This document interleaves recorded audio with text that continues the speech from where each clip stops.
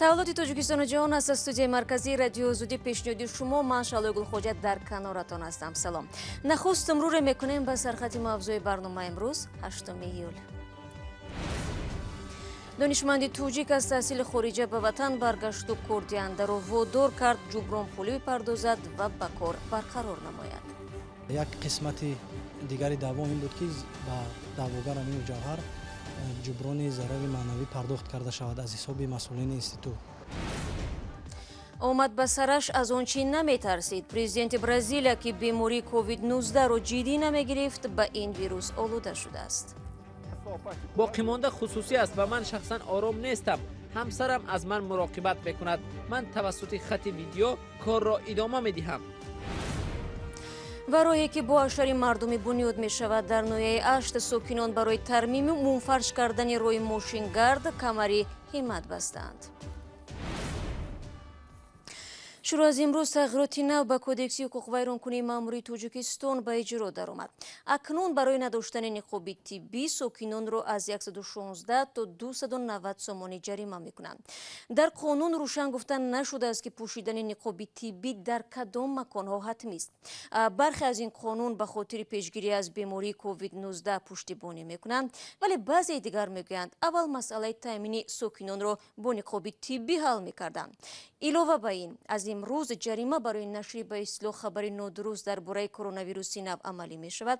созмонҳои хабарнигорӣ онро зарбае ба озодии баён дар Тоҷикистон медонанд. ду бародар пажӯҳишгоҳи геология ва зилзилашиносии Тоҷикистонро ба додгоҳ кашиданд. бародарони донишманд мегӯянд баъд аз дифои рисолаи илмияшон дар хориҷа аз ҷои кори худ дар ватан маҳрум гардиданд.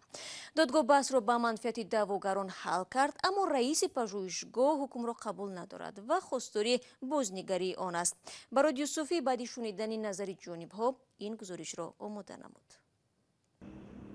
додгоҳи ноҳияи Шоҳмансур рӯзи 7 июл даъвои ду бародари донишмандро қонеъ кард ва қарори додгоҳ ба манфиати бародарон содир шуд.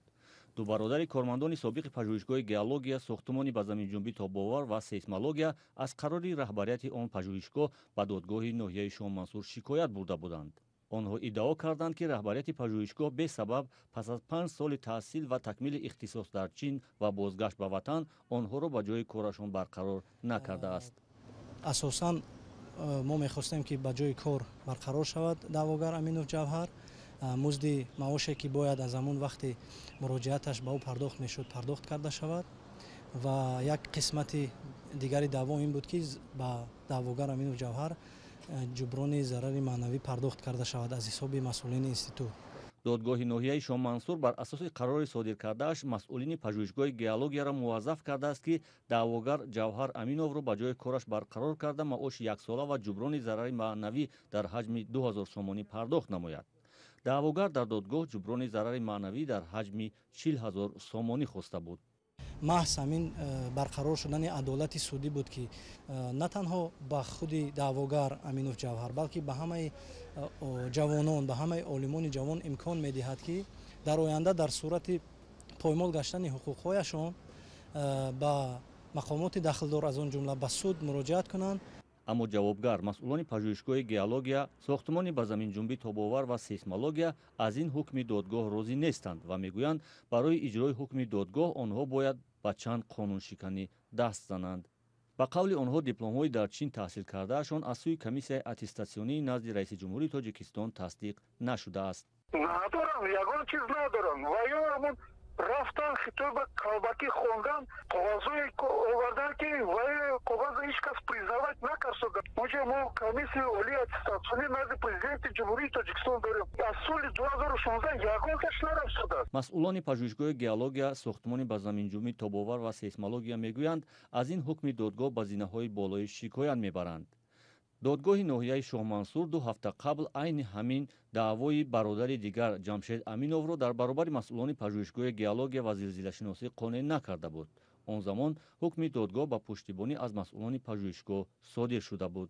салом, агар хату хабар мехоҳед мо дорем. навиди бомдодӣ, сархати хабарҳо, ахбори Тоҷикистон ва ҷаҳон, гузоришҳо ва таҳлилҳо. чӣ мегузарад ва чаро? донистан фаҳмидан аст. замима ё апи моро бигиред. رو می‌آوریم به موضوعهای دیگر. روز سه‌شنبه در مقابل قرارگاه FSB خدمات فدرالی امنیت روسیه در شهر مسکو اعتراضهای انفرادی به خاطر دستگیری ایوان سافرونوف سابق خبرنگاری نشریه کامرسانت روسیه داگیر شدند. سافرونوف با خیانت به وطن متهم بوده، با قرار دادگاه تا 6 سپتامبر در بازداشتگاه خواهد بود. جزئیات را از اسکندر خوجامیرزاده میشنویم. مقامات روسیه بیش از 20 نفر را که به نشان اعتراض به حبس ایوان سافرونوف سابق خبرنگار نظامی نشریه کامرسانت در روبروی قرارگاه خدمات فدرالی امنیت روسیه FSB واقع در میدان لوبیانکای مسکو جمع شده بودند بازداشت نمودند. به قول دادستانها سافرونوف به یکی از کشورهای پیمان ناتو معلومات سری را تسلیم نموده است. نام برده که در ماه می سال روان مشاور رئیس اجنسی دولتی کیهانی روسکوسموس تعیین شده بود، روز 7 ایول بازداشت شد و افسران خدمات امنیت فدرالی خانه‌اش را کافت و کاب نمودند.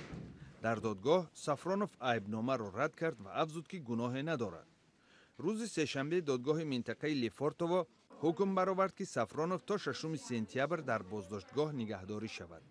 با اشاره به عیبنامه کارشناسان تخمین میکنند که محاکمه او پشت درهای بسته صورت خواهد گرفت. شماری از روزنامه‌نگاران و همکاران فعلی و سابق سافرونوف به پشتیبانی از او صدا بلند کردند. ما واقعا باور نداریم که ایوان به وطن خیانت کرده است. به فکر ما قضیه باید حدالامکان شفاف بررسی شود. ما شاهد آن خواهیم شد که او خائن نیست. او شخصی پاک است. این نه تنها عقیده من و همکارانش بلکه کاردهنده او دیمیتری راگوزین میباشد. وکیل مدافع سافرونوف ایوان پاولوف به خبرنگاری ریترز گفت به عقیده دادستانها در سال 2017 اثنای کار به حیث خبرنگار سافرونوف معلومات سری دولتی درباره فروش اسلحه روسیه به کشورهای افریقا و خاورمیانه را به جمهوری چک تقدیم نموده است. پاولوف علاوه می‌کند که به فکر جانب عیبدار کننده این معلومات سری بعداً به ایالات متحده آمریکا انتقال یافته است. اگر عیبنامه سافرونوف ثابت شود او امکان دارد تا 20 سال از آزادی محروم گردد. اخیراً نیروهای حفظ حقوق و ترتیبات روسیه چندین خبرنگار و محقق را بازداشت نموده خشم و غضب همکاران سابق و هوادارانشان را به بار آورده‌اند. از روسیه به برزیلیا می رویم. پرزیدنت برزیلیا به کووید-19 مبتلا شده است. گرفتاری ژایر بولسونارو به کوروناویروس نو در حالی است که در گذشته او بارها نگرانی‌های جامعه را در رابطه با کوروناویروس مبالغه و بی‌اساس می‌نامید. او حتی از رهبران منطقه‌های کشورش خواسته بود محدودیت‌هایی را سبکتر سازند که به گفته‌اش به اقتصاد آسیب می‌رسانند. روز 7 ایول پرزیدنت برزیلیا ژایر بولسونارو گفت که معاینه طبی در تن او موجودیت کوروناویروس نو را ثابت کرد. او ماه‌های طولانی مشورت طبیبان و کارشناسان درباره خفت سرایت سراسری کوروناویروس را که حیات کمش 65,000 ساکنی برزیل را از بین برده است نادیده می‌گرفت. برزیلیا با بیش از 1,600,000 گرفتاری کوروناویروس در مقیاس جهانی در جای دوم است. در صحبت با خبرنگاران بولسونارو نقابش را کنار گذاشته باز از آن سخن کرد که ویروس و یا بیماری کووید 19 زیاد خطر ندارد و بسیاری ها در خانه از خف و یا بیماری های دیگر به هلاکت می رسند. باقی مانده خصوصی است و من شخصا آرام نیستم. همسرم از من مراقبت میکند. من توسط خط ویدیو کار را ادامه میدهم. صرف نظر از طلب طبیبان و کارشناسان، بولسونارو جاری نمودن مسافه‌گیری در جایهای جمعیتی و دیگر محدودیت‌ها را قبول ندارد.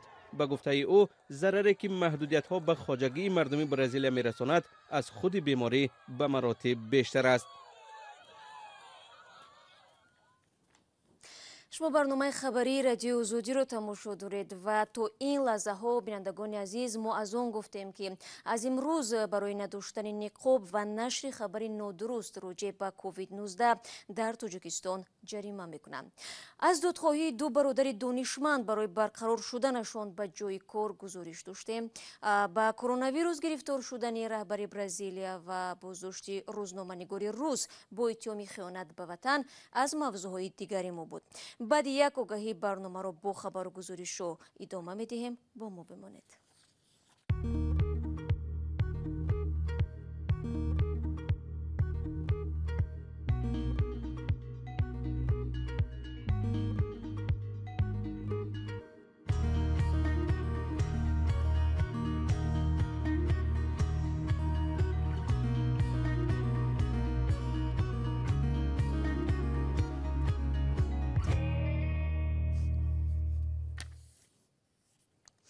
барномаро бо қирғизистон идома медиҳем. рӯзи гузашта дар қирғизистон рӯзноманигорӣ шинохта бюбюкан дусалиеваро ба хок супориданд. маросими дафни рӯзноманигор, муҳаққиқ, омӯзгор ва номзади улуми сиёсатшиносӣ бо ҳузури пайвандон, ҳамкорон ва фаъолони ҷамъиятӣ баргузор гардид. дусалиеваи 62 сола рӯзи 5 июл бар асари бемории COVID-19 даргузашт. ӯ солҳои тӯлонӣ ва то охирин лаҳзаҳои умраш дар ҳайати бахши қирғизии Радиои Озодӣ фаъолият карда дар таҳияи барномаҳои зиёде саҳм гузоштааст. дусалиеваро ба унвони рӯзноманигори мардумӣ мешинохтанд, зеро ҳамеша мавзӯъҳои мубрами рӯз шурӯъ аз сиёсат то мушкилиҳои иҷтимоиву фарҳангиро баррасӣ менамуд.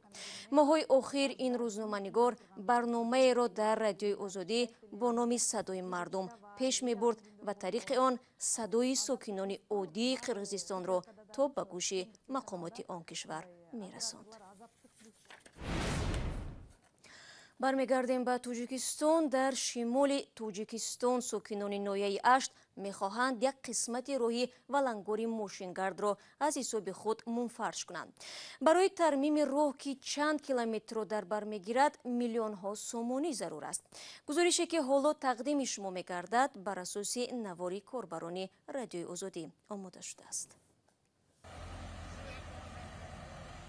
сокинони ҷамоати Понғози ноҳияи 8 тасмим доранд роҳи асосии мошингарди ин ҷамоатро тармим ва аз нав асфалтпӯш кунанд. роҳе ки ҳанӯз замони шӯравӣ бунёд шудаву бо гузашти солҳо вайрону валангор ва равои мардумро мушкил карда буд. орзуи чандин солаи ин мардуми кӯҳанбунёду бохираду бофарҳанг буд ки аз деҳаи Понғоз то маркази ноҳия роҳи асфалтпӯшро бибинанд ва дар ниҳояти кор ба ин мақсад ноил шуданд. барои тармими ин роҳ ки 9 километр дарозӣ ва 6 метр паҳноӣ дорад, беш аз 3 миллион сомонӣ харҷ хоҳад шуд ки аллакай аз ҳисоби сокинон, афроди саховатманду муҳоҷирони кории тоҷики ин минтақа ҷамъоварӣ шудааст.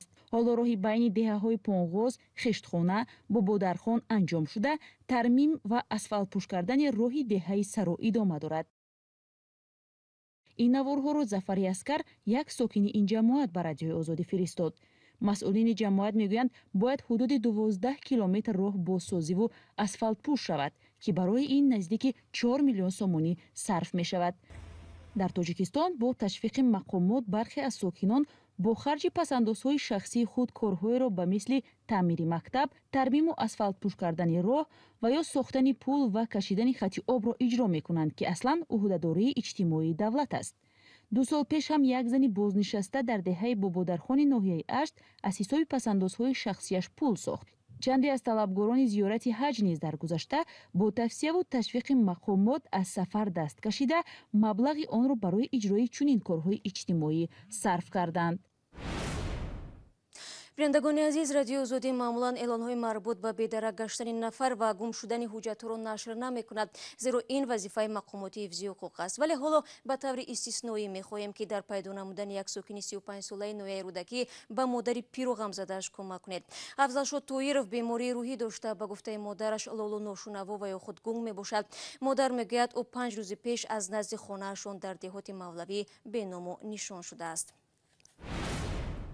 хуб бинандагони азиз, фурсате ки дар ихтиёр доштем ба поён мерасад. барои ошноӣ бо хабарҳои нав аз вебсайти Радиои Озодӣ метавонед истифода кунед. гузоришҳои рӯз ва наворҳои ҷолиб дар Озодӣ видео канали махсуси мо дар YouTube гузошта мешавад. фаромӯш накунед, фардо ман шуморо дар навиди бомдодӣ бо хабарҳои тоза мунтазирам. То фардо, худо нигаҳдор.